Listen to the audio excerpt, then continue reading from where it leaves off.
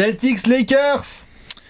La plus grande rivalité de l'histoire est de retour. Oui. Plus grande rivalité de l'histoire. Bien sûr, il y a un top 10 all-time. Genre, enfin, voilà quoi. Ouais, il y a un top 10 all-time qui a été... On a fait un top 10 all-time. J'aime bien Sun Spurs quoi, mais... Non. J'aime bien Mavs Rockets, mais non. J'aime bien James Harden avec le Mavs Bucks, Rockets, c'est une rivalité. Bah, tout ce qui est texan, tu sais, on aime bien. Ouais, voilà, ça c'est une rivalité de barbecue quoi. Ça entre T-Mac et Sean Bradley. On s'installe peinard en haut faisant la bise. Et oui, Celtics Lakers, nous sommes en 2019 et non pas en 1984. Ils sont de retour tout en haut de la NBA. C'est cool. Cool. C'est trop bien. C'est vraiment pas mal. Bien c'est vrai sûr. que là on a les Celtics premiers à l'Est, les Lakers premiers à l'Ouest. Bien sûr.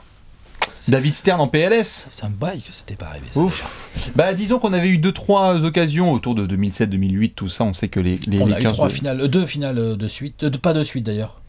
2 finales en 3 ans. Ouais, on a eu 2008 8 et 10. 2010, Ouais. tout à fait. On a eu Chacun, 2 finales, d'ailleurs. c'est ça. Merci Pau Gasol.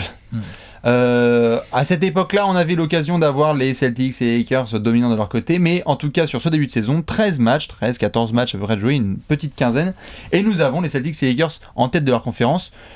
Pour les Celtics, 11 victoires pour 2 défaites, pour les Lakers, 12 victoires et 2 défaites. On va en parler en long et en large, on sait qu'il y a les fans qui ressortent leurs blousons, leurs chasubles.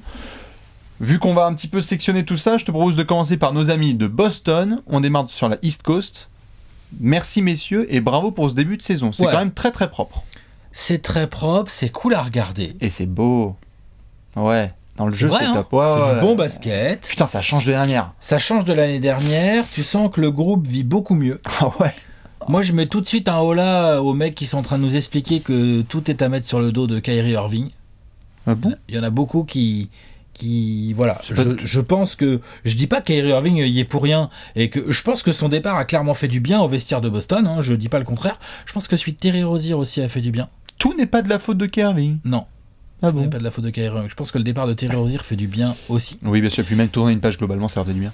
Tourner une page globalement, tout à fait, ça fait du bien. Le fait qu'ils aient pas vraiment d'ailier fort digne de ce nom, bah, c'est assez pratique parce que comme ça tu peux aligner Brown, Hayward et Tatum. Comme ça t'es pas emmerdé. C'est ça, tout à fait. Faire un été ensemble en Chine où tu peux te rassembler entre Kemba, Marcus Smart, Jason Tatum et Jaylen Brown. Bah ça resserre les C'est liens. pas mal. Et puis en plus, bah là t'as beaucoup de choses qui hormis la blessure à la main de Gordon Hayward, alors qu'il faisait un super début de saison.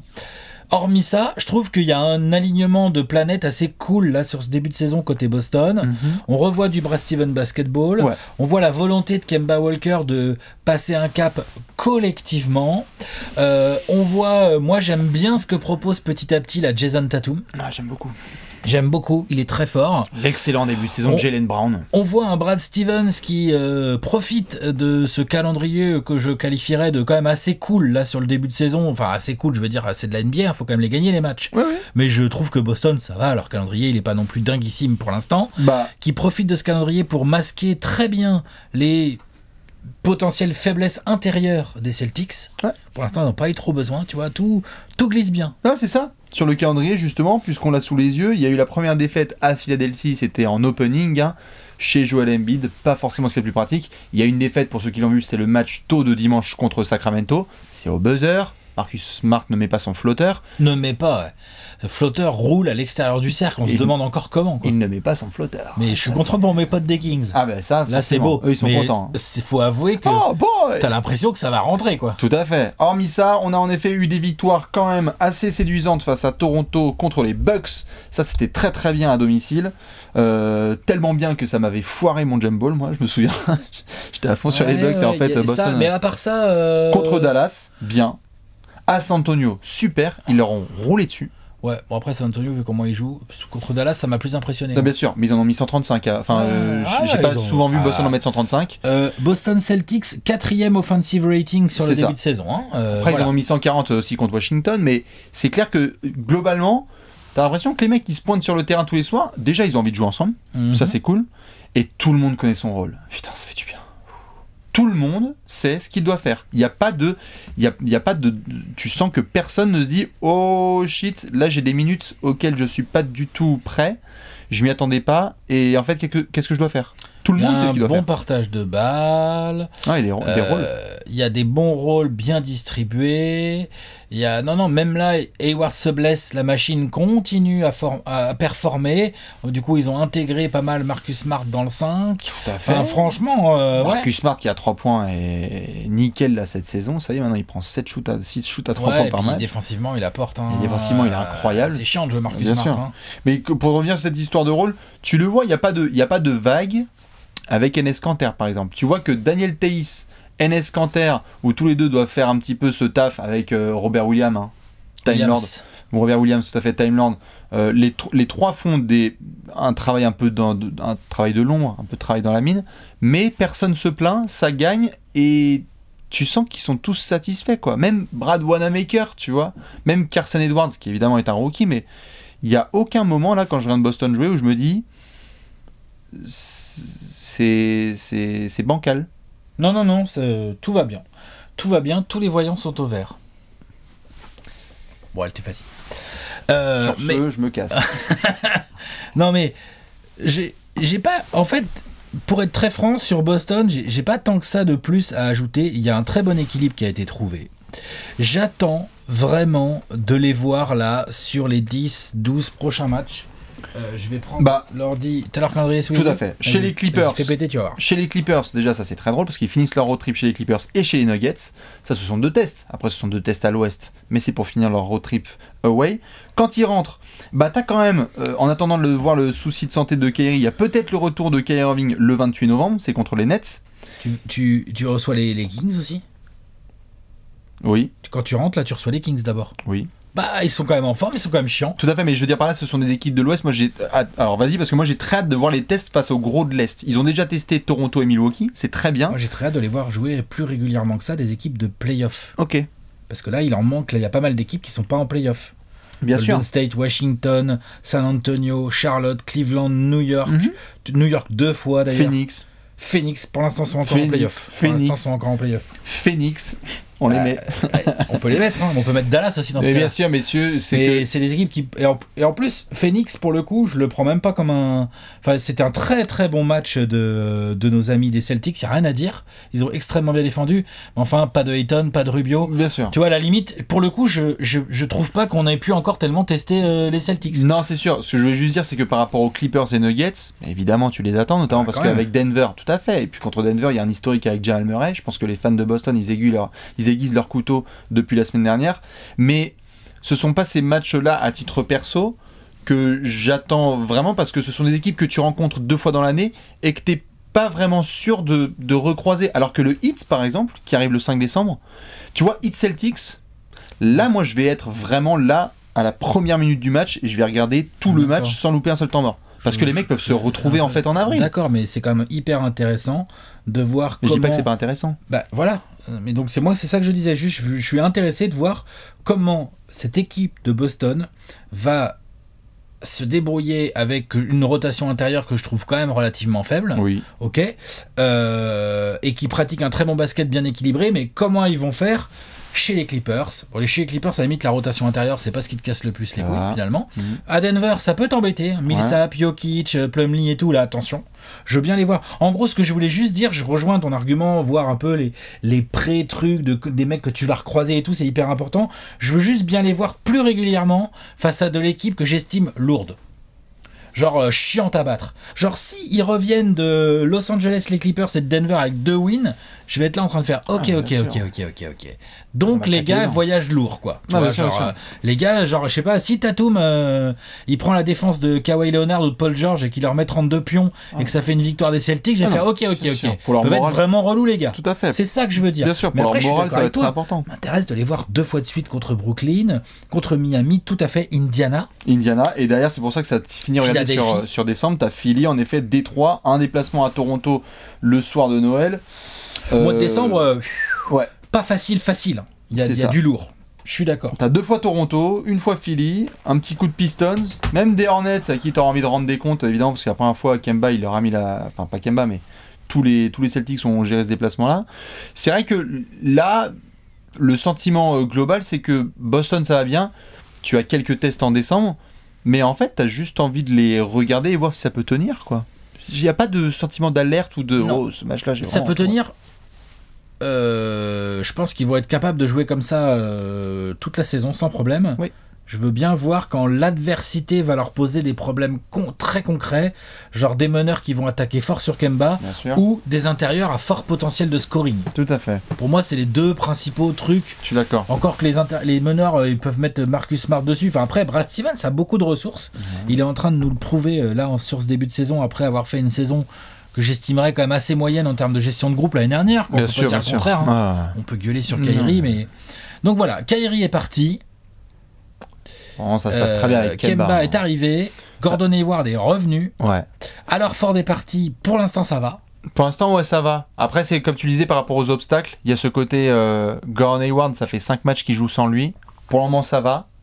En effet, voir quand est-ce que ça peut commencer à bloquer. Parce que Hayward, vraiment, sur le début de saison, il faisait kiffer. Hein. Ouais, et ça s'est vu notamment sur le match contre Sacramento, qui a une défaite au finish. Hein, mais tu sentais dans la façon dont Brad Stevens et les gars s'exprimaient que ce joueur qui est capable de vraiment de remplir un petit peu de boucher certains trous et de remplir des rôles fondamentaux pour l'équipe, ça leur a manqué ce soir-là. On n'a pas cité Jaylen Brown, il faut le citer. Si, je l'ai cité tout à l'heure. Il fait un très bon début de saison, une vingtaine de points, 7-8 rebonds, enfin franchement c'est vraiment bien. Ah, lui, il confirme le contrat. Hein. Ouais. Il est en train de s'intégrer gentiment, même si ça en fait crier certains, il s'intègre très gentiment dans la discussion du Most Improved Player. Ah oui, d'accord, je voyais pas où tu voulais en venir, pourquoi pas, ouais, carrément. Moi, tu vois, j'avais mis Tatum en début de saison, pour le moment, c'est Jaylen Brown qui est impressionnant, je trouve. Ah bah en termes, en tout cas, de progression statistique, ça c'est sûr qu'il va être devant Tatum, parce que grosso modo, là aujourd'hui, il a la même ligne de stats que Tatum, plus ou moins. Vingtaine de points, 7-8 rebonds.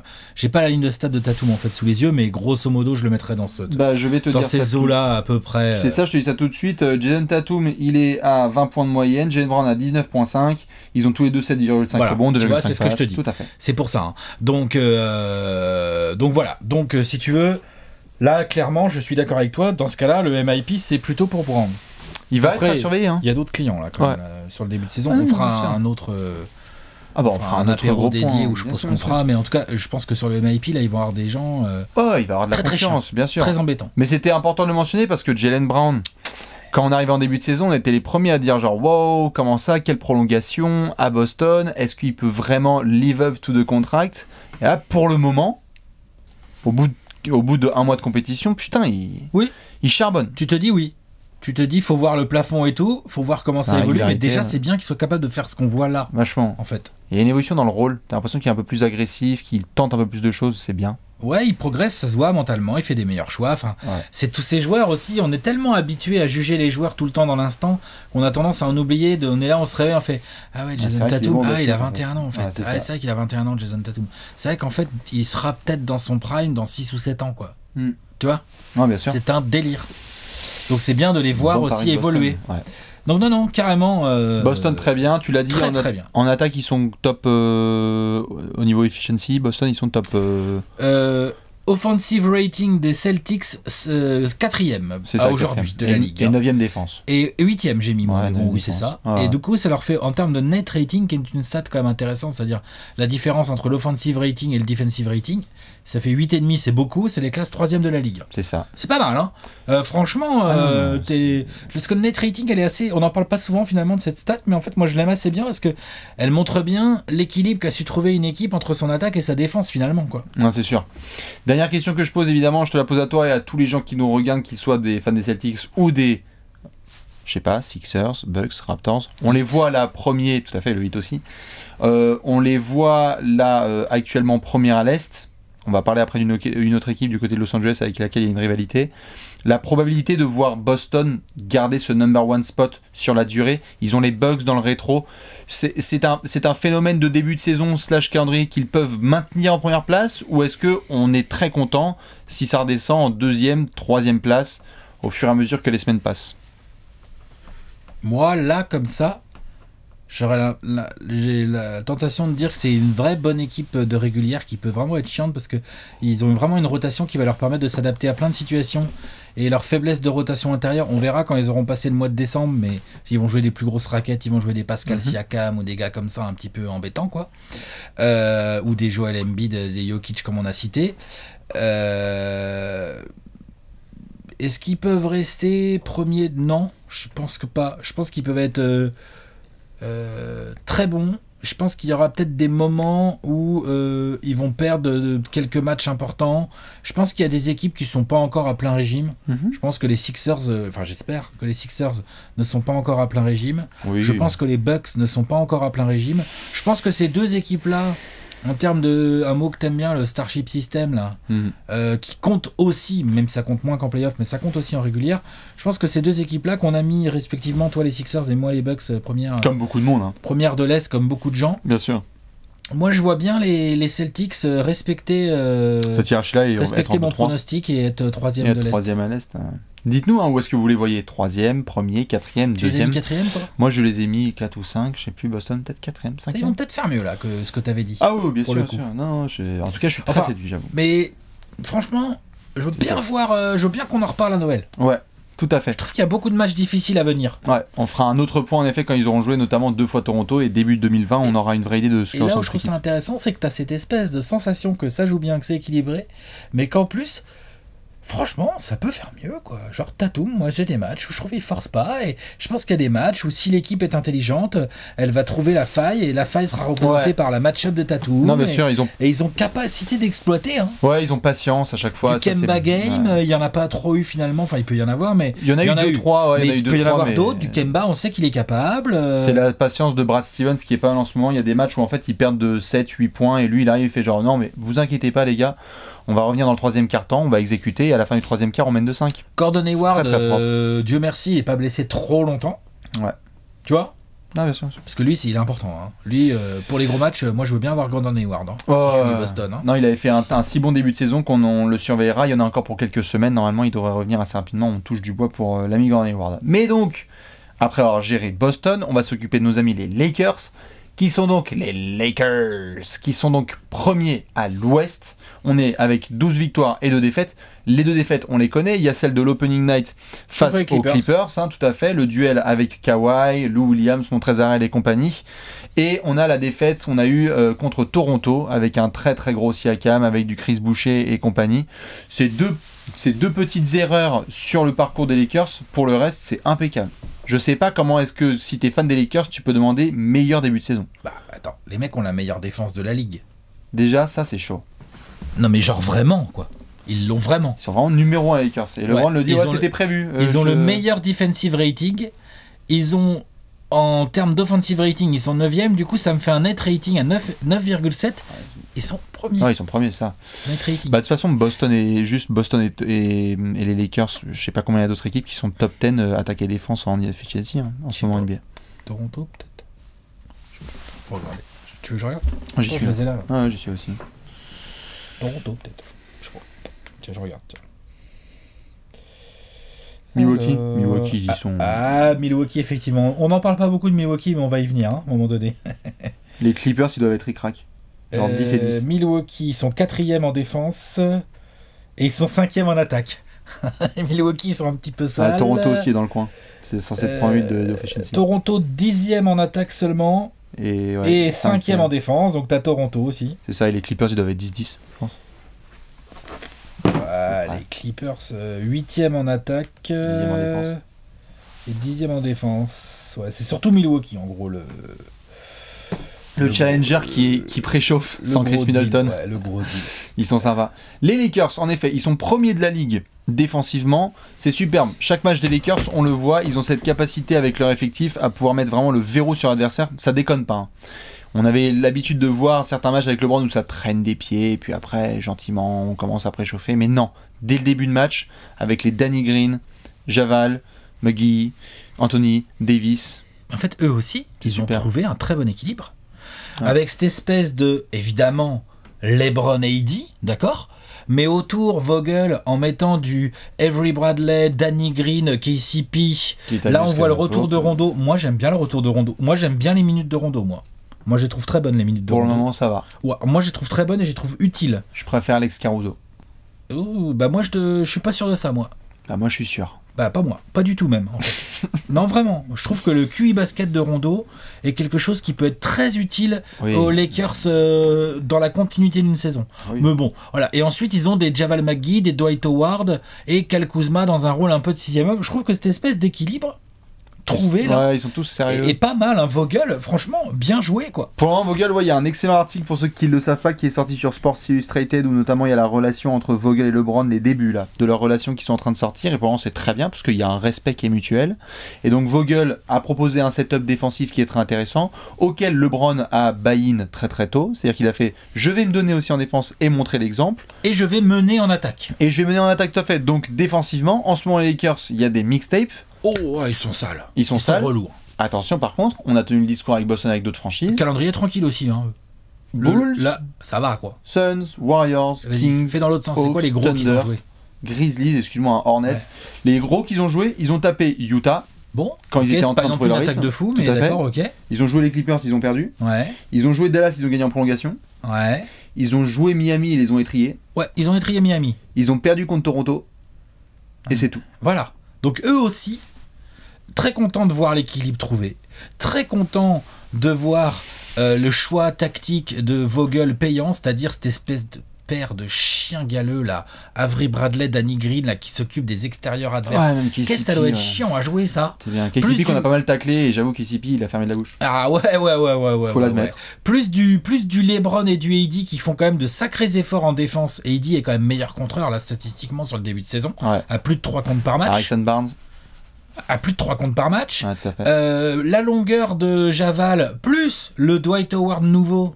Super, hein. Ah bah, dis donc. Non, super, Dwight, là, c'est très très bien. En sortie de banc, là, dans la course, pareil, au 6e homme ou au Redemption of the Year. Le Redemption of the Year, clairement, ça, faut le relancer. Le Roy, ah mince, ça fait Roy.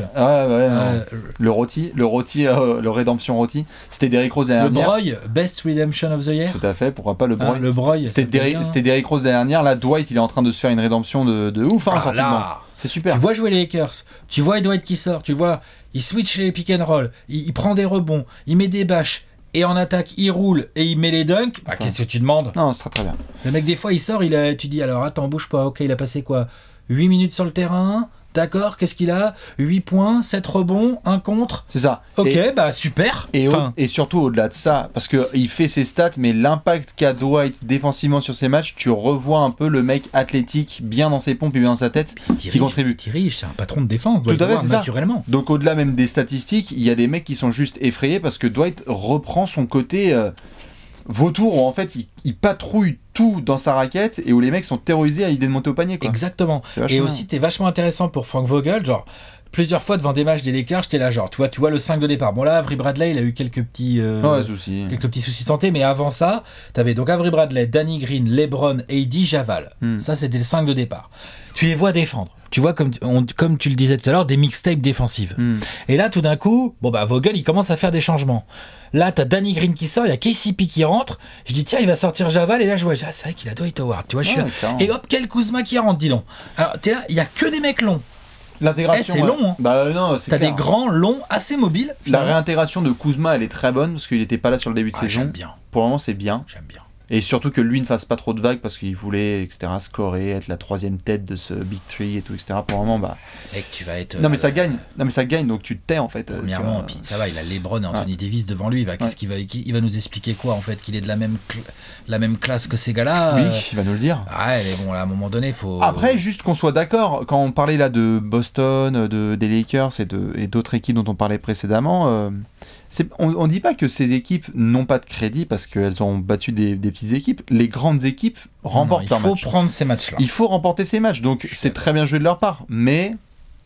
Non, c'est très intéressant, mais je veux bien les voir avec potentiellement les aléas d'une saison NBA, c'est-à-dire des blessures. On voit les Kings qui jouent en ce moment sans De'Aaron Fox, sans Marvin Bagley, par exemple. Tu vois, genre, respect pour ce qu'ils font. Ce que je veux dire, dans l'adversité.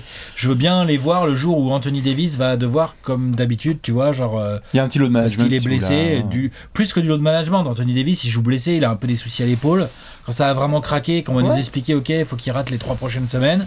Je veux bien voir comment ça fonctionne. Bien sûr. Et ce genre de choses, tu vois. On va voir justement les matchs sur lesquels Vogel va faire ses choix. Il y en a eu un où AD n'a pas été là. Il faudra voir si LeBron. Il joue blessé là, AD. Tout à fait. Mais il faudra voir si LeBron prendra 1 ou 2 jours de repos. LeBron, il va pas jouer 82 matchs cette année même. Normalement. Après, on sait qu'il aime bien faire ce genre de challenge. Parlons de LeBron, tiens. Alors, juste. C'est quoi? Vas-y. Avant ça, juste gardez bien en tête 4, 5, 7 décembre, déplacement à Denver, déplacement à Utah, déplacement à Portland. Voilà, ce genre de série, je veux bien voir. Ça, vous l'entourez, parce que là, c'est un vrai test. Parce que j'aime bien, mais défoncer les Hawks en ce moment, c'est un peu porte ouverte. Merci, faites-vous plaisir. Parce que t'es d'accord avec moi, là, si ça revient avec 0 win sur les 3 matchs, on va être là, on va faire ok, d'accord, bon. Clippers, Raptors, Nuggets, etc. On va se dire oui. Et en plus, c'est des équipes que tu peux croiser en mai.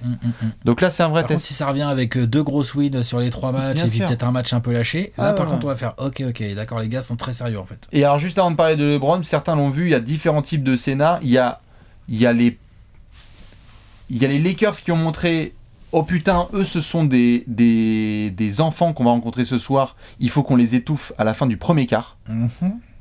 Oui. Et ça, c'est un côté très intéressant et satisfaisant parce que c'est ce que font les grandes équipes. Ils ont raison. C'est-à-dire faut briser la nuque. Surtout pas de que les l'élu. mecs y croient. Ils y croient pas, exactement. Voilà. Et puis tu as aussi le genre de match face au, je crois que c'était à Chicago, où en fait t'es vraiment à la traîne, et puis LeBron et Vogel disent bon, ça suffit les conneries, ouais, voilà. et là ça gagne. Ça c'est vraiment bien. Et donc ça nous mène à LeBron qui est en train de nous faire un début de saison. Ah bah là, waouh. Là c'est la Bibi. Hein? C'est la Bibi. Du début de saison? Sur les 15 premiers matchs de la saison, ouais. Je sais pas. Je suis pas sûr. Peut-être, il est candidat en tout cas. LeBron il a discuté avec Harden, Giannis et c'est tout. LeBron, Harden, Giannis. Quand même. Statistiquement, Harden et Giannis, c'est très très sale aussi. Et il y a de la win, hein. Il y a le bilan, quoi. Je veux dire, bien sûr, bien sûr. Il y a tout ce qu'il faut, quoi. Après, ça fait plaisir de revoir LeBron dominer au quotidien, quoi. En fait, ouais, il y a ça. Il y a le côté genre. Quand il a fait toutes ces déclats à l'époque, là, après sa blessure, en mode je vais le bouton on, playoff et tout, on s'est bien foutu de sa gueule. Parce qu'en gros, il a posé un tomard et après il est parti en vacances, quoi. J'exagère, mais c'est ça un peu. Après, il nous a fait des vacances de ouf. On l'a vu en claquette, à fumer le cigare, à tourner des films, des machins sur Instagram toute la journée. On s'est dit, qu'est-ce qu'il fout, LeBron? Non. En fait, LeBron, il va avoir 35 ans en décembre. Il fait toujours partie des mecs les plus athlétiques de la ligue, genre sans aucun souci. Bielica. Ouais, Bielica, mais même d'une manière générale. Bien sûr, Bielica, il a pris un poster. Enfin, ça va, c'est Nemanja Bielica, quoi. Je veux dire, il a pas écrabouillé Rudy Gobert ou tu vois, un gars comme ça, quoi. Nemanja Bielica a même pas essayé vraiment de défendre. Non, moi, ce qui m'impressionne le plus, c'est plutôt genre, LeBron, là, il est fit, il est bien, il est rapide, il est dans les déplacements, comme tu soulignais tout à l'heure, les efforts défensifs. Faut quand même ça m'étonne. Ça m'impressionne. C'est-à-dire que il arrive à une période de sa carrière de sportif professionnel où il tape les 35 ans, il pèse 120 kilos, peut-être 112, 113, parce qu'apparemment il en a perdu un peu pendant l'été, tout ça, blablabla. Il est toujours, qu'il soit toujours un putain d'athlète, ça je suis pas surpris, mais il a toujours cette motivation mentale de rester au top. Il y a le corps, mais il y a le cerveau, enfin tout est lié, quoi. Et là, je trouve que sur ce début de saison, vraiment, il envoie un message en mode genre, non, nous les Lakers, on veut une bague. Oui, voilà. Alors ça, oui, ça en effet, ce qui est impressionnant, c'est qu'il se donne en défense, qu'il est décidé de devenir le meilleur passeur de la ligue out of nowhere, parce qu'en fait, il doit jouer meneur, et donc c'est parti, en fait, quel que soit le challenge, il peut le prendre. Exactement. Par contre... Tu croyais pas qu'il allait démarrer plus en diesel, par exemple? Absolument pas. Ah ouais, d'accord. Okay. Moi, je me disais, il allait faire un peu plus de diesel, quand même.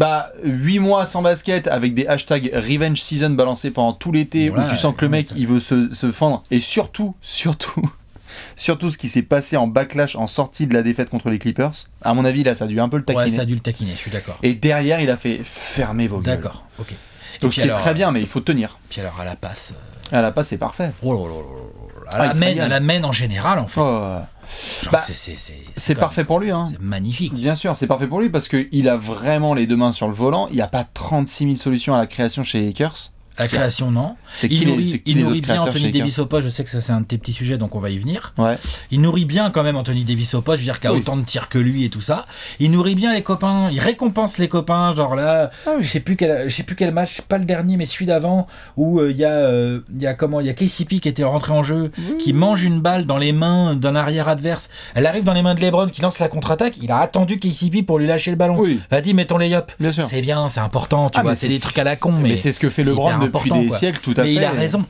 Et il le fait avec plein de gars, même sur sa façon de communiquer, il met bien les Danny Green en avant, Kuzma, etc. Donc tout le monde, je pense, est très content de retrouver le LeBron dominant et qui remet gentiment la discussion. Les gars, au fait, le meilleur joueur au monde, en fait, c'est Wam.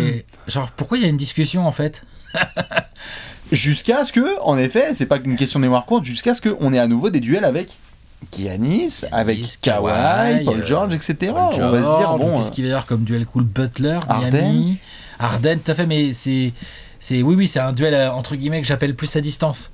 Moi, j'aime bien quand ils croisent Kawhi ou Giannis Ben ou Butler Simmons, ou Ben Simmons, parce que les mecs s'y collent, quoi. Bien sûr, bien sûr, bien sûr. Moi, j'aime bien quand il y a Kawhi ou Giannis ou Ben Simmons qui se frottent les mains comme ça, il fait bon, je prends les bras. D'accord. Et là, ça va être intéressant à voir. Ouais, ça, j'aime bien, moi. Et là, ça va être intéressant à voir. Il y en a des prochains. Pour le moment, comme je vous ai dit, il y a cette espèce de road trip à surveiller, donc le 4, 5, 7 décembre. Il y a le retour, match retour contre Luka Doncic, après l'incroyable match qu'on avait vu à Dallas. Ça, c'est le 1er décembre. Et sinon, ça va. Pour ceux qui l'avaient vu, on avait écrit dessus. Fin 2019, les Lakers, faut profiter du calendrier et défoncer l'équipe que tu dois défoncer. À partir notamment de 2020, et si je ne dis pas de bêtises, notamment sur début March, où tu as du Bucks Sixers à la suite avec les Clippers. Enfin, notez-vous dans un coin de la tête, ceux qui veulent prendre de l'avance. Je vous avais dit le 4, 5, 7 décembre. Sinon, vous avez aussi le 4, 7, 8 mars. Sixers, Bucks, Clippers. S'ils peuvent défendre comme ça pendant quasiment toute la saison, honnêtement, ça va être compliqué de les empêcher de faire un très gros résultat à l'Ouest. Ouais, bien sûr. Et de défoncer les pronostics qu'on avait, on les avait foutus quoi, top 5 ? Moi, je leur ai mis 50 wins, moi, je crois. On les a mis 5e. Ouais, ça, on les a mis 5e. Bon, ça, c'est clair que là... On est sur des bases de saison à 60 victoires avec la première place à l'Ouest. Voilà. Là, évidemment. C'est sûr. Bon, on verra. On n'en est pas encore là, mais on verra. Il y a un sujet dont tu voulais parler ? Non, c'est un sujet où je voulais te relancer dessus parce qu'on a eu la discussion, c'était quand c'est hier ? On a eu une discussion en off hier, tout à fait. Où toi, tu avais l'air de considérer que c'était pas forcément mettre Anthony Davis dans les meilleures conditions. Tu vas t'expliquer, je schématise, mais qu'il y a un questionnement autour d'Anthony Davis qui est que, premièrement, de son utilisation là actuelle, parce que moi je parlais du fait qu'il jouait un peu blessé en ce moment, mais ça c'est un peu le résumé de la carrière d'Anthony Davis quelque part, jouer blessé, de son utilisation actuelle qui statistiquement, je veux dire 25 points, une dizaine de rebonds, ça win, enfin tu vois, genre j'ai pas de souci là-dessus. Toi tu parlais de l'aspect, si je dis pas de bêtises, genre mise en avant, c'est qui le boss, c'est qui l'alpha, et moi je te disais c'est LeBron quoi, et toi tu disais oui mais c'est peut-être une connerie parce que pour le futur blablabla, notamment le fait qu'il soit agent libre aussi à l'été prochain, notre ami Anthony avec un seul sourcil là. C'est ça. Voilà, vas-y. C'est-à-dire que en gros, évidemment, c'est LeBron le boss. Je ne vais pas commencer à remettre ça en question, c'est très très bien. Et vu le début de saison qu'il fait, je pense qu'il n'y a aucun athlète au monde qui peut débarquer aujourd'hui chez les Lakers et dire genre en fait gros c'est moi le patron maintenant. Ça c'est sûr et certain. Et AD joue blessé, donc c'est un peu compliqué en effet de lui demander plus. Et il a eu l'occasion de faire 2-3 matchs à Anthony Davis où en fait il est trop dominant tout à fait. Il y a le 40-20, c'est sur la bouche de qui déjà ça, je sais même plus. Je sais plus non plus, mais en tout cas oui il y a une grosse mixtape de Anthony Davis et c'est face à Memphis. Superbe. Oui, ça va. C'est vraiment un match à grosse audience. Face à Jaren Jackson et Jonas Valanciunas. C'est ça, et puis surtout des grosses audiences nationales, ça c'est vraiment, les Lakers Grizzlies, à mon avis, ça a dû péter des records. Ouais. Non, je dis simplement que on en a parlé dans les 30 prévus en 30 jours, et ça a été un sujet de discussion entre nous. Et il y a plein de gens qui font attention à ça, c'est à quel point, non pas que tu doives chouchouter Anthony Davis, mais à quel point il doit se sentir bien. Anthony Davis, qui a demandé son transfert de New Orleans, pour le moment il est bien installé, il a dit il veut gagner.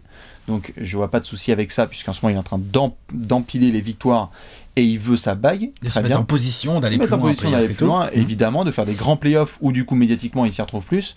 Je me demande juste à quel moment Anthony Davis sera content ou va rester content d'être un potentiel sidekick de LeBron. Parce que statistiquement, évidemment, sidekick, t'es vache. Je dis juste une chose. Statistiquement, il fait son boulot. Il n'y a pas de problème là-dessus. Mais il y a un moment aussi où quand on arrive en play-off et quand on voit la façon dont les scripts sont emmenés dans l'histoire de la NBA, il y a un mec qui est mis en avant, pas deux. Quand c'est les Warriors de Curry et KD qui gagnent, c'est KD quand même qui va aller nous chercher le MVP des finales, tout à fait. Ce qui mène après à d'autres discussions parce qu'en fait, je me sens pas trop intégré parce qu'en fait, c'est les Warriors de Curry. Pas le même sujet, pas le même dossier. C'est KD aussi. Je sais pas si AD... On verra, mais c'est vrai que tu as raison de souligner ça parce qu'il n'a pas eu une com terrible là sur les derniers 12 mois. Je suis d'accord. En fait, je mets juste le sujet sur la table pour me dire, quand on a vu du LeBron Wade, où évidemment c'est un autre dossier, mais où en fait il faut que, quand c'est un petit peu flou, il faut qu'il y en ait un qui soit un peu alpha et l'autre qui soit alpha bis ou B, juste s'assurer qu'Anthony Davis soit sûr et certain que il est bien mis en avant par LeBron, par les Lakers, de manière quotidienne et générale, et que ce soit pas des photos tout le temps de LeBron avec Kobe, de LeBron ceci, LeBron cela. Moi, je prends un pied énorme à voir LeBron jouer comme ça en ce moment. Je dis juste, gardons un œil sur AD qui est free agent cet été. Bah ouais, moi je dis que malheureusement je vois pas. Je comprends ton point. Il a pas demandé, je termine juste, retiens ce que tu allais dire. Il a pas demandé son transfert de New Orleans uniquement pour gagner une bague. Il veut aussi avoir sa bague en étant le trompa dans une équipe. Bah si tu veux être le trompa dans une équipe, tu vas pas dans l'équipe de LeBron. C'est pas son Déjà choix. Première.